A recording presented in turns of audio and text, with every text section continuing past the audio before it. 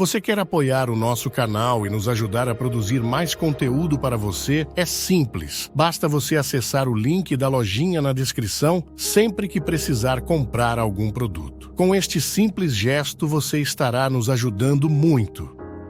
Bem, primeira coisa que eu acho que a gente precisa reconstruir é o próprio conceito de oração.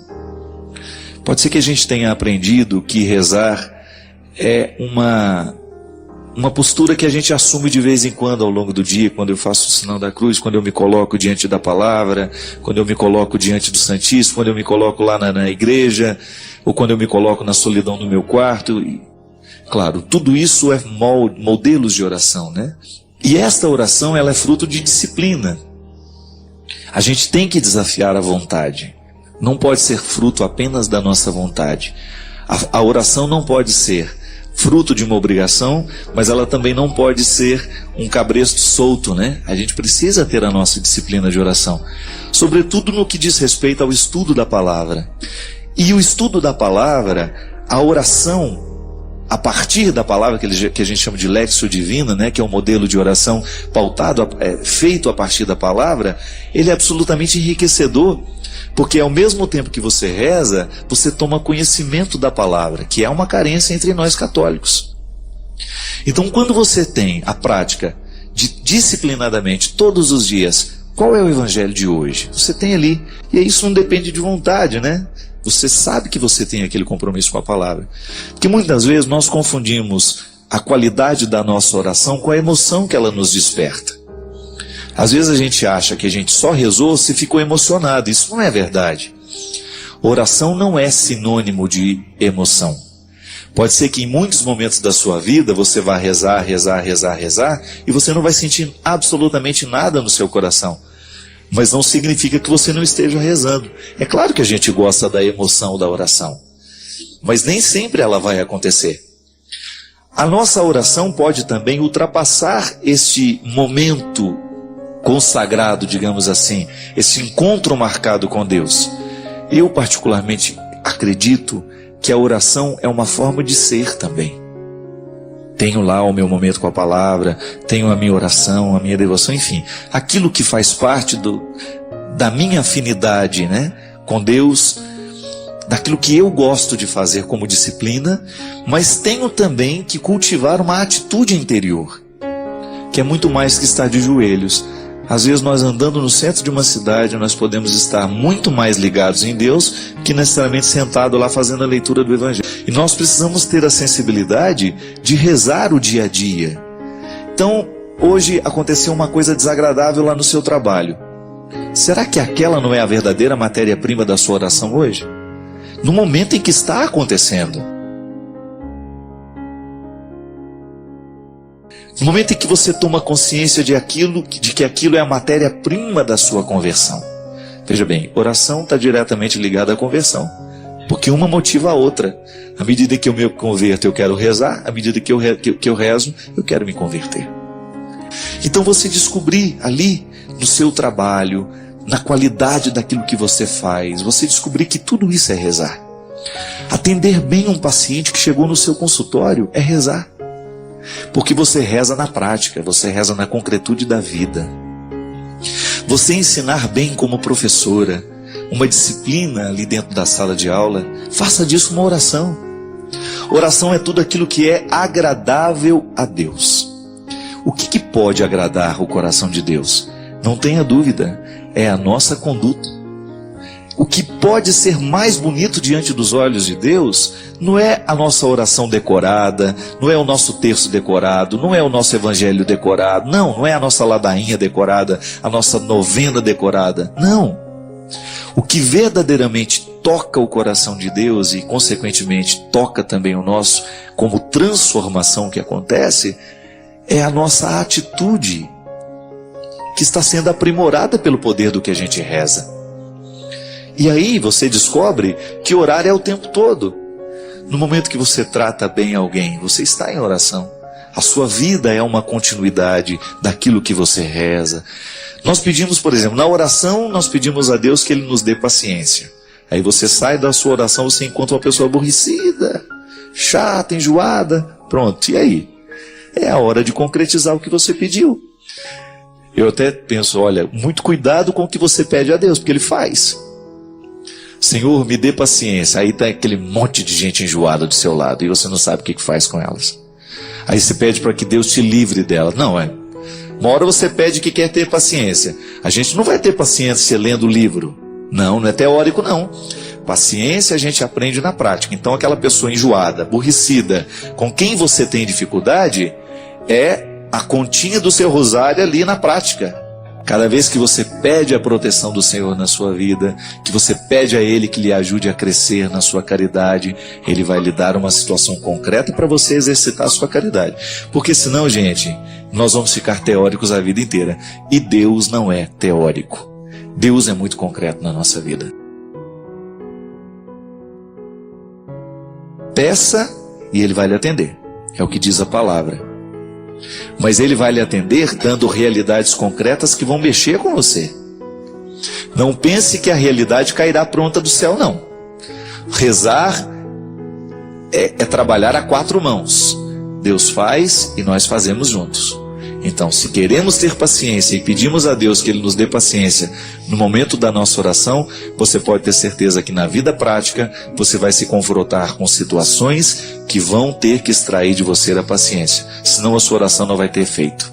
Você vai pedir, Deus vai lhe dar a situação para você mudar, mas você não vai mudar porque você não fez o esforço que a oração pede. É o desdobramento da oração, é a atitude concreta. Gostaria muito de entender, padre, o significado da morte, pois perdi um primo muito próximo, ele tinha apenas 15 anos, estava cheio de planos para o futuro, com uma saúde excelente, mas um ônibus o atropelou. Agora muitas pessoas falam que a morte é a hora da pessoa. Como posso acreditar que chegou a hora desse jovem que tinha muitos planos para viver? Me dê uma resposta para que eu possa entender melhor tudo isso. Já vou aproveitar e ler outros e-mails que vão na mesma direção. Padre Fábio, por que existem pessoas que morrem de maneira tão trágica? É falta de Deus? Padre, se não devemos acreditar em destino, como podemos compreender o que aconteceu com os passageiros do voo 447 da Air France?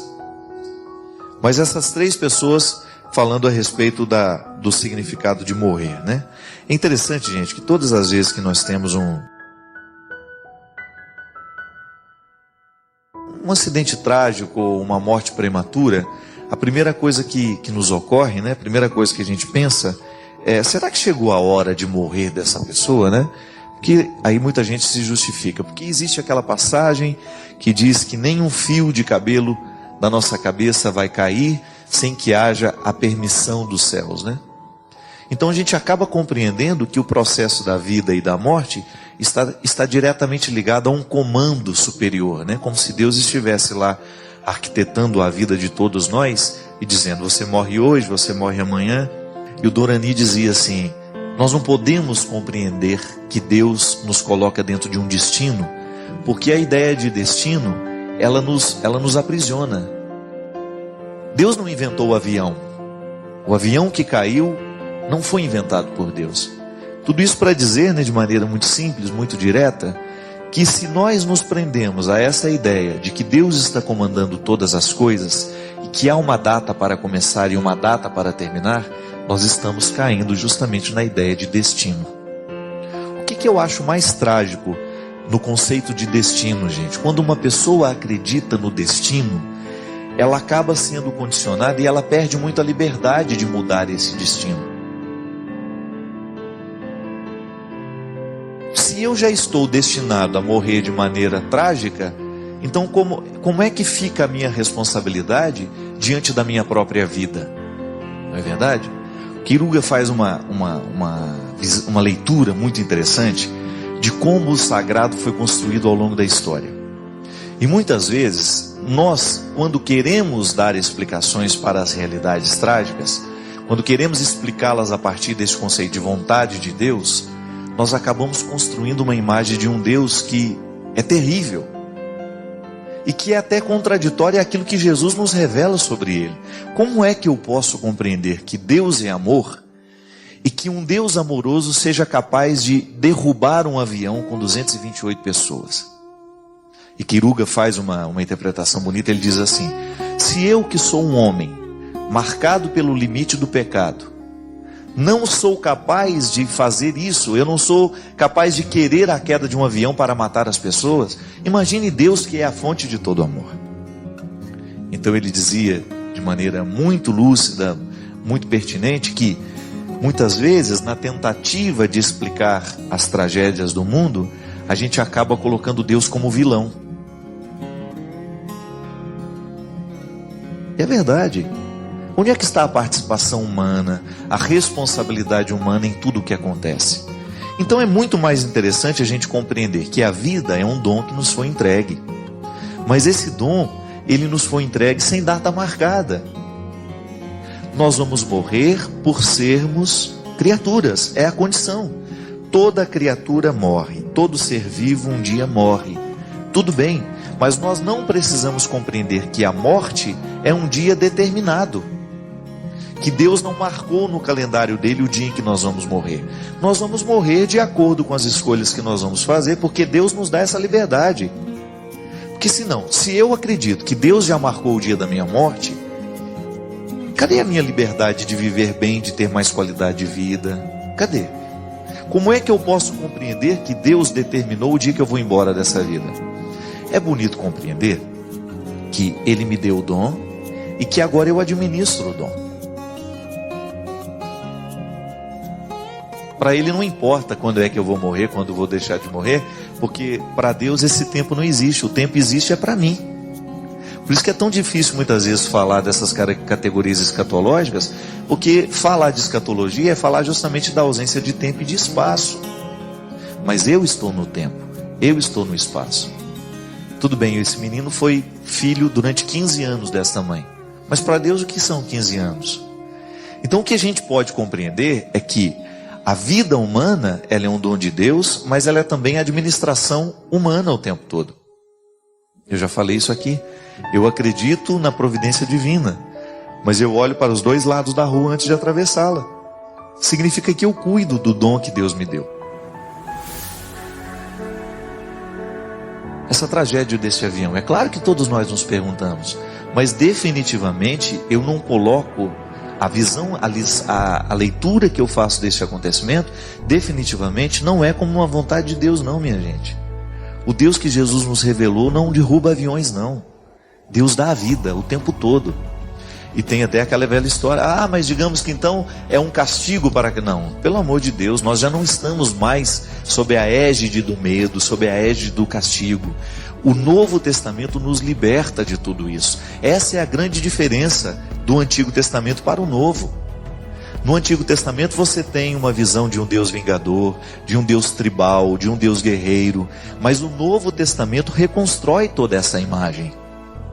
O Novo Testamento é a revelação que Jesus nos faz de quem é Deus, e Jesus é a hermenêutica de Deus, é a interpretação. Jesus é a própria presença de Deus entre nós, nos contando tudo o que a gente gostaria de ter sabido ao longo da história. Isso é muito interessante. Por isso que Jesus é o aperfeiçoamento do Antigo Testamento, porque ele vem nos dizer por ele mesmo quem é Deus. E ele nos diz então, ele nos ensina através das parábolas, através da sua vida, que Deus é generoso, que Deus é amoroso, que Deus é Pai, que Deus ama. Então eu não posso compreender que uma pessoa que ama seja capaz de derrubar um avião, ainda que fosse para punir alguém que estivesse ali dentro. Pelo amor de Deus, nós não podemos ter essa visão mesquinha. Agora, o grande problema é que quando nós olhamos para a morte, nós não obtemos respostas. Tive a oportunidade de conhecer a mãe de um dos rapazes que estava lá dentro, ela é de Recife, e ela estava me dizendo, né, do quanto foi doloroso aquele processo de perder aquele filho. E eu achei interessante porque diante de um acontecimento como esse, a pessoa pode reagir de maneira... Eu vou ficar revoltada agora porque meu filho morreu. Eu achei bonito porque ela estava lá no meu show no Crédito Carvalho em São Paulo. Mas não foi isso que eu percebi naquela mulher. O que eu percebi nela foi uma tristeza profunda, mas compreendida à luz de um jeito certo. A luz que aquela mulher resolveu acender para ver a morte do filho não é a luz da revolta, não é a luz dessa história de que foi a vontade de Deus. Não, uma compreensão. Foi uma falha humana, uma fatalidade, meu filho estava lá dentro. aí você poderia me dizer, mas Deus então não poderia ter evitado esse acidente? Poderia, mas Deus evita na intervenção humana. Padre Léo tinha uma compreensão tão bonita disso, né?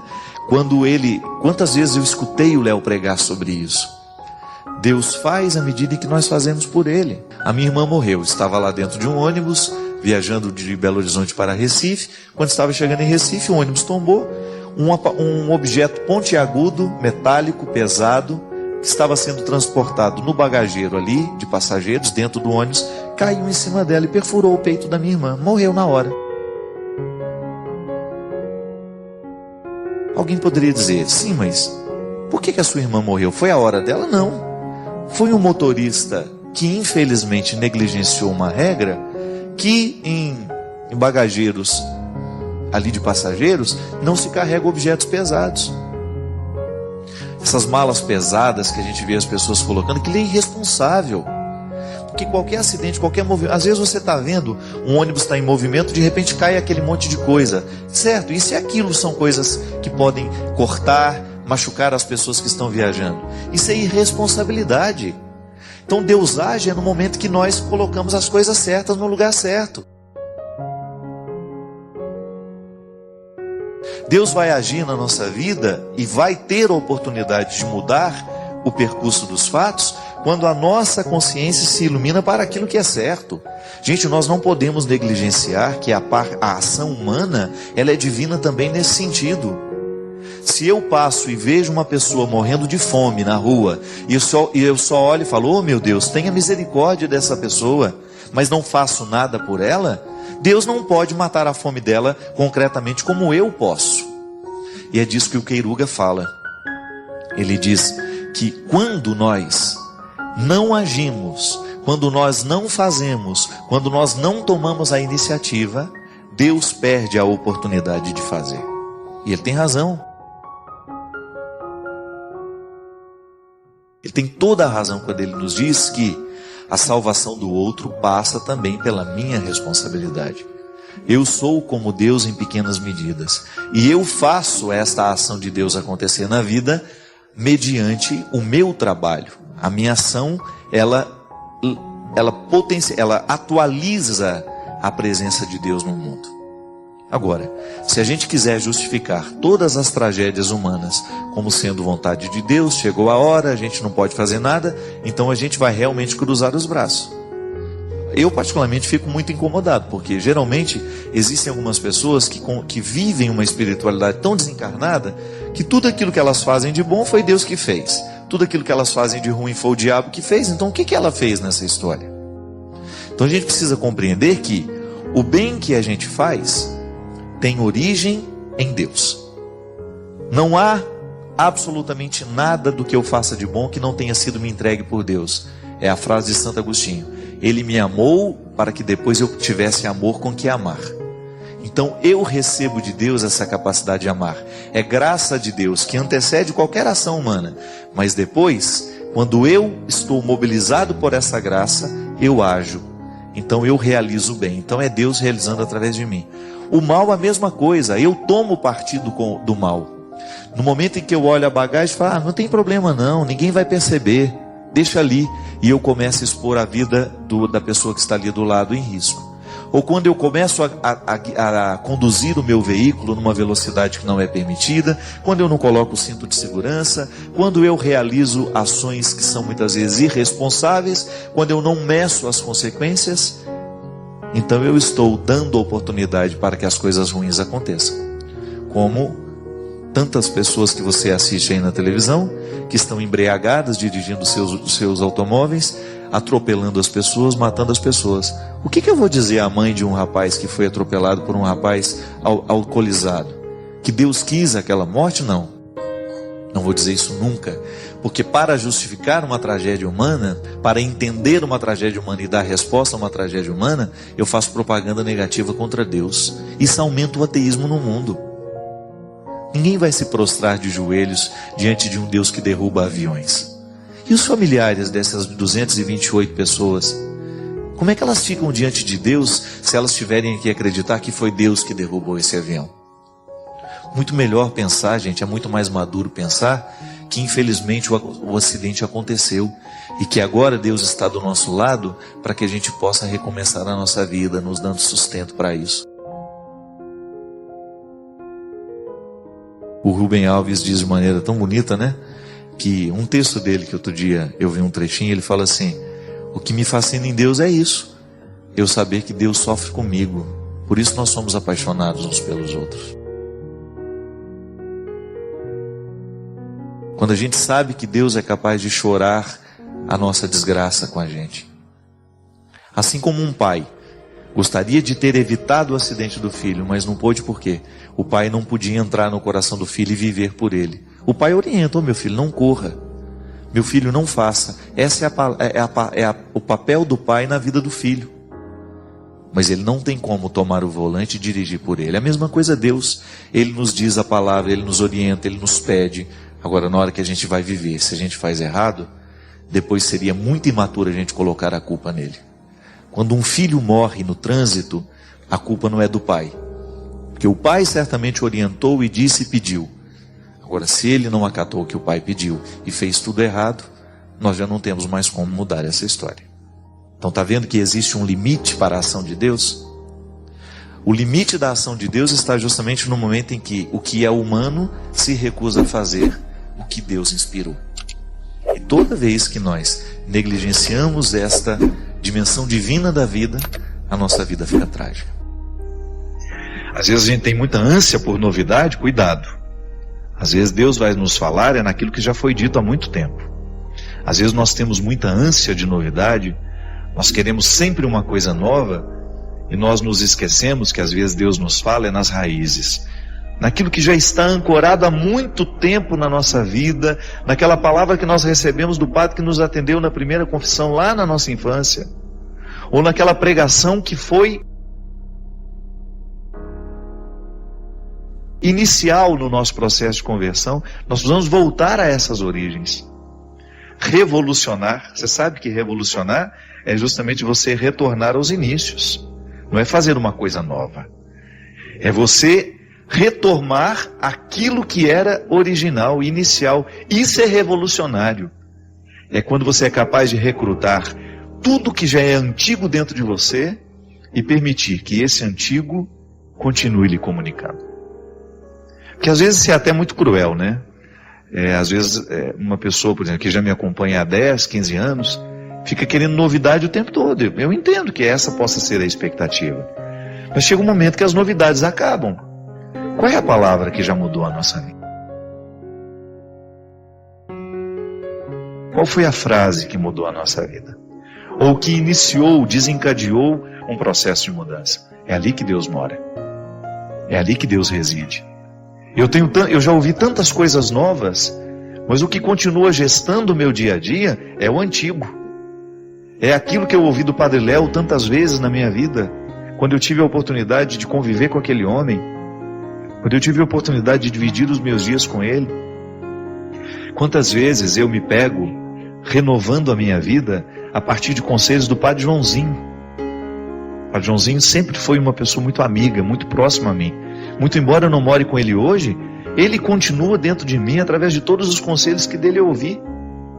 Eu sempre digo isso, tudo o que aconteceu na minha vida, Padre Joãozinho que me ajudou a abrir as oportunidades. Mas esse homem falou muita coisa para mim que eu jamais poderei me esquecer. Uma delas, quer ser um padre comunicador? Estude todos os dias da sua vida. Porque comunicação é uma coisa que a gente aprende. Você aprende a falar diante da televisão, você aprende a falar no rádio. Essas técnicas, você vai numa aula, você faz um curso, se você tem um dom para isso, você vai e desenvolve. Agora, conteúdo é o que faz a diferença de uma comunicação. Eu não preciso que o Padre Joãozinho me diga isso de novo, já me disse uma vez. E aquilo se torna para mim um referencial de novidade.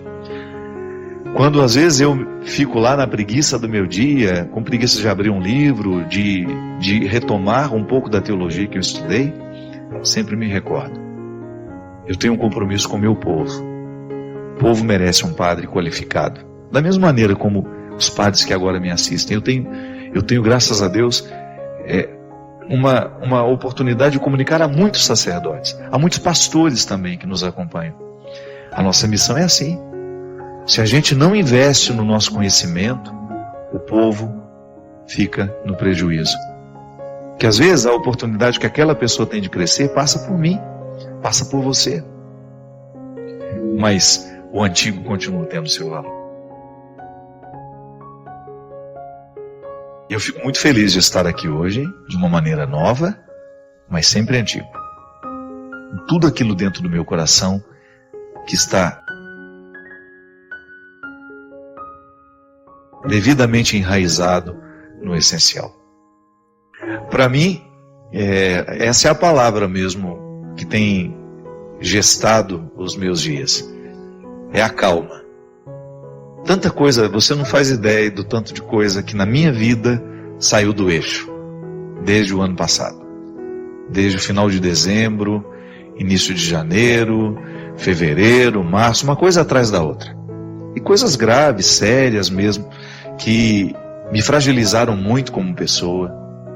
Ainda estou tentando administrar algumas delas, que refletiram muito na minha saúde.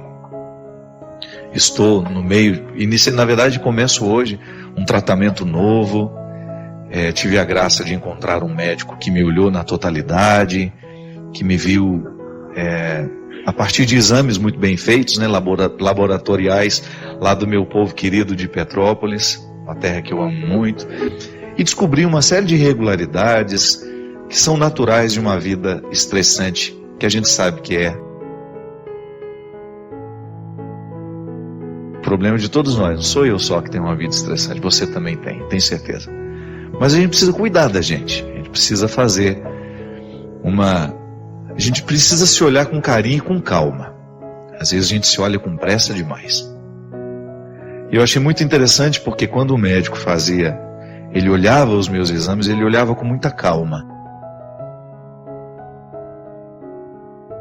E aquilo para mim foi profundamente transformador. Quando eu tive a oportunidade de estar diante dele, um homem muito sábio, apesar de muito jovem, com muita experiência, ele falou uma coisa que me marcou muito. Ele falou: padre, quando a gente começa a ter as manifestações no exterior do corpo, é porque alguma coisa interna já está muito deficitária. Então às vezes a gente não chega nem a manifestar. Claro, às vezes a gente pode engordar, pode ficar fora de forma, pode perder o fôlego quando sobe uma escada. A vida vai nos ensinando, vai nos mostrando. A vida é muito sábia, porque ela tem autoproteção. O corpo é um mecanismo muito interessante. Ele se autoprotege o tempo todo. Então, às vezes a gente pega uma gripe, porque ele está gritando que precisa descansar. Às vezes a gente tem um processo alérgico, é porque ele está gritando que ele precisa de atenção.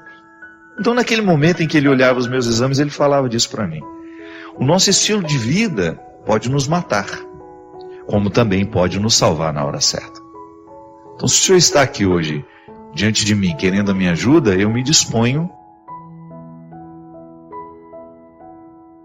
a mudar o seu estilo de vida para que você tenha condições de favorecer o seu corpo, a dar a resposta que a sua missão precisa do Senhor. E eu achei muito pertinente naquele momento da minha vida ouvir alguém que estava cuidando de mim. Eu que tenho como missão cuidar de tanta gente, eu não tenho medido os meus esforços para fazer com que todos os dons que Deus me deu, eu tenha condições de colocar isso a serviço das pessoas. Eu trabalho muito. Mas a gente sabe que dentro desse contexto de muito trabalho, que também é a sua vida, eu tenho certeza disso, a gente precisa das pausas repositoras. A gente precisa se oportunizar o cuidado que nos ajuda a dar conta do fardo que a gente leva. Eu não pretendo parar de trabalhar. Eu não pretendo trabalhar menos. É minha meta de vida continuar fazendo tudo que eu faço. Mas, por outro lado, precisa ser a minha meta de vida alimentar-me com qualidade, fazer aquilo que o meu corpo descansar na hora certa, para que o meu corpo tenha condições de me proporcionar a missão da minha alma. Que é no corpo que eu levo a minha alma. Não é assim? E esse tempo foi para mim, minha gente, uma oportunidade de equalizar tudo isso. Olhei para a minha vida e percebi como eu valorizava algumas bobagens, como eu cultivava alguns excessos, como algumas coisas bobas que eu estava dando atenção seriam perfeitamente dispensáveis. Eu tenho muito problema com rejeição. Eu tenho uma imensa necessidade de agradar as pessoas, inclusive aquelas pessoas que me desprezam. Qual é a razão disso? É engraçado porque às vezes quando a gente identifica isso em nós mesmos, né? Você sente que você está querendo agradar demais, isso na verdade uma insegurança que às vezes afasta o outro ainda mais, né? Parece que quando você quer ser simpático demais, quando você quer ser muito presente na vida do outro, às vezes o exagero do ser, né? A melhor forma de controlar isso é primeiro você perceber que existe uma medida para você ser na vida do outro. Então você primeiro buscar a satisfação de ser quem você é. Agradar o outro é uma consequência, né? E você ser na vida do outro dentro de uma medida que não seja nem de menos nem de mais, né? Não sei se você conhece aquele texto do Mário Quintana, Quindim na Portaria. Dizem que ele gostava muito de quindim. E ele tinha uma senhora que era apaixonada pela obra dele. Só que ela nunca quis conhecê-lo. Ela era vizinha dele, mas ela preservava muito a intimidade do Mário Quintana. Ela o via de longe, sabia que ele era o grande poeta, que ela lia, Então o que ela fazia? Ela descobriu esse gosto dele e ela começou a deixar quindins na portaria. E no primeiro que ela deixou, ela escreveu: deixo quindins, mas para não pesar com a minha presença. Olha. Não quero pesar com a minha presença. E eu acho interessante isso, né? Quando a pessoa descobre que existe uma satisfação pessoal de eu gosto do outro, mas ao mesmo tempo eu não quero pesá-lo com a minha presença, não quero ser exagerado na vida do outro. E às vezes na insegurança, eu não tenho ainda segurança de quem eu sou, eu vou no encontro, né? Eu vou para o encontro carregando demais nas cores, e tudo isso acaba sendo um motivo que afasta ao invés de aproximar, né? É o dom da leveza, né? Você percebe como a pessoa é carinhosa porque ela é leve, ela não cobra coisas, ela te compreende do jeito que você é, né? É tão legal isso que tem gente, né, padre, que tem essa coisa assim de jogar em você felicidade, no sentido assim, se você não fizer o que ela imagina que você deveria fazer, parece que a culpa do problema dela é seu, e não é. Quer dizer, cada um, a culpa não é minha, né? Você quer atribuir um fracasso, um sucesso a uma outra pessoa, justamente, né? E não é justo isso, né? Não é justo. E sobretudo quando você percebe que você projetou demais, né? O que você esperava do outro. Isso também é extremamente desastroso, né? Eu gosto muito de uma coisa que é muito aristotélico isso, mas que é o conceito da inutilidade da amizade, né? A amizade é linda porque é inútil. Não no sentido feio da palavra inútil, mas assim, são pessoas que são plenas, né, com todas as imperfeições, e elas optam por fazer parte uma da vida da outra, né? Um ajuda o outro porque, não por uma utilidade. Quando eu sou amigo de alguém por utilidade, eu não sou amigo de alguém. Eu sou seu amigo porque você pode me ajudar com isso, assim, assim. Sou seu amigo porque você tem uma faculdade e eu quero arrumar um emprego. Eu sou seu amigo porque você é dono de uma empresa e pode não sei o quê. Eu sou seu amigo porque você tem um barco e eu gosto de andar de barco. Então, eu não sou seu amigo. Eu sou seu amigo porque eu sou seu amigo. As coisas que você me proporciona, né? Muitas vezes, né? A pessoa fica interessada no que o outro proporciona. Às vezes porque você tem um certo reconhecimento, as pessoas querem estar do seu lado, né? E aí é triste, padre, porque nos momentos, às vezes, que você mais fica sozinho, isolado. Hoje eu vi uma coisa que eu vou dizer aqui. Eu tenho profunda admiração pelo padre Júlio Lancelotti, o senhor também tem, né? E padre Júlio, assim, eu aprendi a admirar cada vez mais por vê-lo cuidar de moradores de rua. E assim, e aí eu vejo que os moradores de rua o conhecem pelo nome, tomam a bênção dele, então é sinal que ele fica lá, que ele fica com eles, que ele cuida. Não é marketing, Aí né? O padre Júlio falou assim: olha, Chalita, eu aprendi a amar o padre Fábio, porque assim, nos momentos mais difíceis da minha vida, quando as pessoas me julgaram de uma forma precipitada, quando as pessoas não me compreenderam, né? Eu via o programa dele e eu olhava assim, eu sentia que Deus falava para o meu coração por meio dele, pela vida sacerdotal dele, e eu ficava mais sacerdote, mais padre, né? Isso é tão bonito, né? E a forma carinhosa como o senhor tratava, vou jogar confete no senhor, assim, mas uma das coisas que eu acho mais bonito na sua forma de falar da palavra de Deus é quando você fala daquela mulher pecadora que sabia que ia morrer, que estava condenada, e que Jesus, daquela forma magnífica, olhou profundamente nos olhos dela, né? Não desafia a lei, não fala nada, só dá um detalhe de amor, né? Quem não tem pecado atire a primeira pedra. Isso é lindo. Tudo. Quando a gente entra nesse mundo, inicia-se a necessidade de sermos educados. A antropologia cristã nos diz de maneira linda que nós nascemos indivíduos. O que é indivíduo? Aquele que não é capaz de separar-se de si. O indivíduo está absolutamente limitado. Ele não sabe sair dele. Mas a nossa vocação é ser pessoa. E a antropologia cristã nos diz que nós só somos pessoas quando nós estamos na posse do que somos, e estando na posse do que somos, nos damos aos outros. É isso que faz a gente ser pessoa. Mas é um movimento. Não é somente quando você se tem, que você já ouviu muitas vezes isso, que você não pode dar ao outro aquilo que você ainda não tem. Não é verdade? É uma regra da vida. Quem não se tem, não vai se dar a alguém de maneira bonita. Mas também não é somente se tendo que você é pessoa. Da mesma forma como também não é somente se dando que você é pessoa. A antropologia cristã nos diz que nós somos pessoas quando nós vivemos um movimento de nos termos e nos darmos. Mas a gente precisa ser educado para isso. Quando você era criança, você era incapaz de dividir qualquer coisa. Você não compreendia nem a sua mãe como uma outra pessoa. Você achava que a sua mãe era uma extensão das suas necessidades. Tanto é que há uma fase da nossa vida que a gente quer incorporar o mundo pela boca. A gente quer mastigar tudo, porque tudo a gente interpreta como uma parte nossa.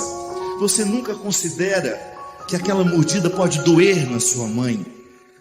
Você é incapaz de esperar que sua mãe termine de tomar um banho para levar o seu alimento, ou o cobertor do seu frio, a água da sua sede. Sabe quando você começou a ser educado? Quando você começou a entender que quando a gente tem um brinquedinho, a graça de ter um brinquedo é quando a gente brinca com alguém. Quando a gente divide o que a gente tem com alguém. O primeiro movimento nosso é sempre individualista. Não é nenhum problema, é fase normativa na psicologia, a gente chama. Você tem que passar por ela. Mas se não estiver alguém atento a esse momento de educar você, para que no momento que você entende os primeiros passos da solidariedade, você nunca será capaz de ser uma pessoa inteira. Não. Será sempre marcado pelo egoísmo de querer tudo para você, de querer tudo na sua hora, tudo no seu tempo. Quando nós compreendemos quem somos como pessoas, você vai aprendendo a se dar. É por isso, minha gente, que ter uma casa, um lar, que é muito mais do que um aglomerado de paredes, eu costumo dizer que o lar é um sentimento que nos ocorre. É uma intimidade que você percebe imediatamente quando você entra lá dentro. Qual é a riqueza da sua casa? As paredes bonitas, os revestimentos clássicos, a mobília bonita? Não. O luxo que nós podemos ter dentro de casa são as pessoas que nos amam e nos educam para chegarmos ao melhor que Deus quer de cada um de nós. Você começou a ser evangelizado não é quando você foi para a catequese. Foi quando a mãe percebeu que você estava sendo egoísta com seu irmãozinho e ela veio lhe dar a primeira lição de solidariedade que gerou a multiplicação dos pães. Não, minha filha, não seja egoísta. A primeira lição evangélica que nós recebemos na vida não veio com os formatos religiosos da pregação, nem tampouco da catequese. Foi quando você descobriu que só faz sentido ter se for para dividir com alguém. Você começou a aprender a dividir o que você tinha, e depois você evoluiu tanto na compreensão da divisão, que você começou a exercer a forma mais elevada de divisão, que não é dar o que você tem, é dar quem você é. Porque às vezes você vai encontrar muita gente pobre que necessita materialmente da nossa ajuda, sobretudo nos dias de hoje, em que o Brasil está tão empobrecido em tantos lugares, em tantas situações. Muita gente vai precisar que você tire um pouquinho do pouco que você tem e contribua. Aliás, nas nossas periferias, onde as pessoas mais simples moram, reina a solidariedade. Muito mais às vezes do que entre pessoas ricas de posse. Lá é lindo você compreender que quando você tira a mão do bolso para ir dar alguma coisa a alguém, você está matando a fome material, essa que dói no corpo. Mas não se engane, na maioria das vezes as pessoas vão pedir que você mate a fome emocional que ela tem. As pessoas estão muito necessitadas de encontrarem outras que se doem. E esse é o gesto evangelizador que mais convence as pessoas nos dias de hoje. Aqueles que não creem nos observam, minha gente. E o que eles esperam de nós? Uma mensagem moralista? Não. No primeiro momento não dá nem para falar de moral. Falemos depois, quando o amor estiver estabelecido. A primeira coisa que nós precisamos fazer é olhar nos olhos dessas pessoas que têm sede de Deus e oferecer a elas o Deus que nos habita. Eu tenho um Deus que mora em mim. E Ele é tão grande que Ele não cabe em mim, eu preciso dividi-lo com você. Na maioria das vezes, minha gente, eu como padre, as pessoas me procuram por isso. Na maioria das vezes, o que as pessoas esperam de mim é que eu dê um pouco daquilo que Deus é em mim.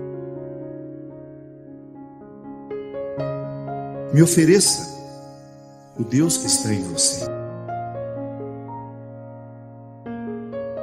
Quando a gente se relaciona, é lindo quando você percebe que o seu relacionamento de amizade ou o seu relacionamento de namoro, que depois virou casamento, é um relacionamento onde vocês oferecem o Deus que habita cada um de vocês.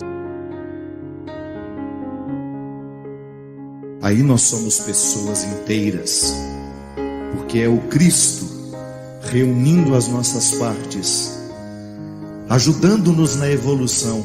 Porque o diabo, sabe qual é o grande objetivo do diabo? É que a gente fique indivíduo a vida inteira. Porque o diabo tem muita chance no coração individualista, no coração que não pensa no outro. no coração que está sempre marcado pela inveja, pelo orgulho, pela prepotência, pela falta de caridade. E nós não queremos dar esse espaço a Ele. Eu quero que tudo em mim seja educado, para que eu seja uma pessoa, e sendo uma pessoa, o Deus que me habita possa sorrir para o Deus que habita em você. Essa é a sua vocação. Quando você diz que Deus lhe habita, que Deus está em você, como é que você pode conciliar as prisões emocionais que tantas vezes nós vivemos com a certeza de que Deus está em nós? Se você é um território consagrado, eternamente conquistado pelo Senhor, não faz sentido dividir com aquilo que lhe destrói. Não faz sentido você alimentar os vícios que despersonalizam, que ofuscam a imagem e semelhança de Deus em você. Não faz sentido você alimentar aquele namoro, aquele relacionamento promíscuo, indecente, desrespeitoso, onde você se sente muito mais uma praça pública, onde o outro joga o seu lixo emocional e não está nem um pouco preocupado com o mal que ele lhe faz. É libertação. Às vezes o que Deus espera de nós é que você termine aquele relacionamento que está ofuscando a imagem e semelhança dele, porque você não pode estabelecer vínculo com ninguém que não queira para você o mesmo que Deus queira. Desejo a todos vocês que assistiram o vídeo até o final, que tenham um ótimo dia e sejam abençoados na graça de Deus Pai. Em nome do Pai, do Filho e do Espírito Santo. Amém.